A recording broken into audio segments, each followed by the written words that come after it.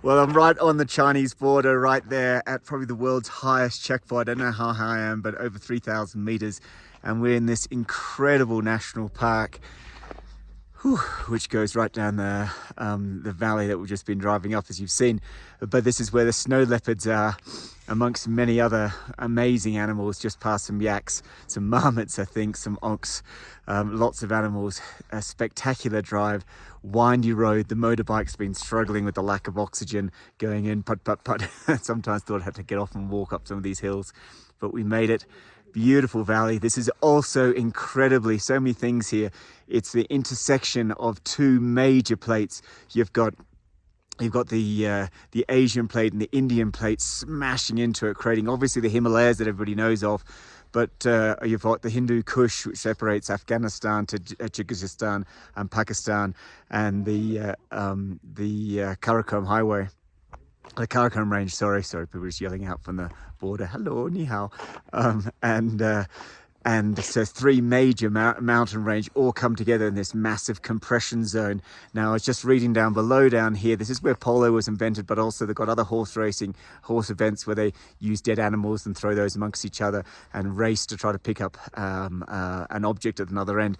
So they also had the potential of a guy came in here and he slayed a dragon. Now, we think dragons are obviously fictitious, but if you think that this area was uplifted only about 75 million years ago, and crocodiles, sharks, they've been around for over 100 million years, so all those Jurassic animals, it is vaguely possible that a basin of water was popped up as the India and Asia crushed into each other, and this big basin kept some of the big sea monsters that were there around that time. So who knows, there might have been dragons in this area as well. There's China. Go say hi to China, and then we'll freewheel it all the way down, because I think we're running out of fuel too.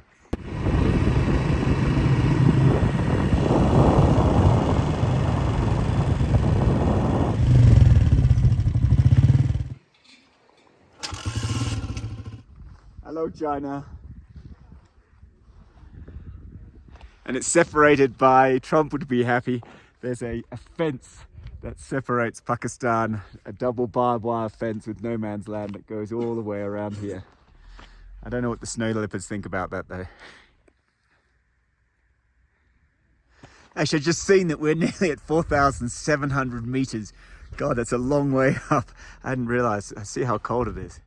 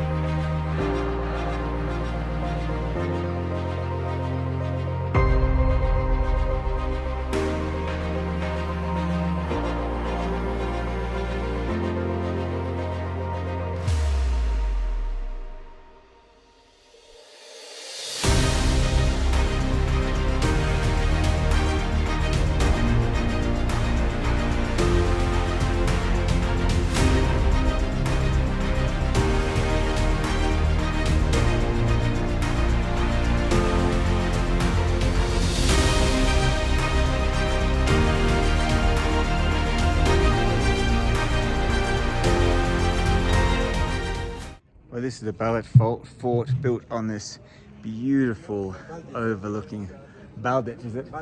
Baldet. B-A-L-T-I-T. Baldet. And looking out over this beautiful valley here. It was actually built, although the British took over this this fort when they were here, it was built way prior to that, because this Hunza area, it's in this kind of corner zone of the world, where you've got China just to the north and Afghanistan, and there was always people trying to come through this zone and the Silk Route, etc., etc. There were two brothers, this one owned this fort and the other owned the other fort. They fell out with each other after their father died, and they had a bit of a conflict, so they each built forts. I'm about to pop in and have a look at it. Gotta be quick, that is thunder happening. I've just been driving for 12 hours now, I've got another 2 hours to go, but that there is the Himalayas. That is the in the India plate and the Asia plate collide right at this very point.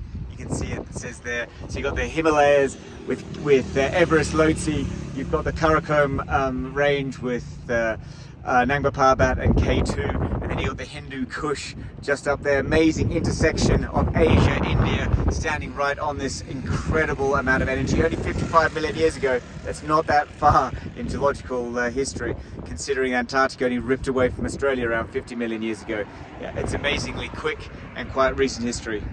The intersection of all this geology, wow.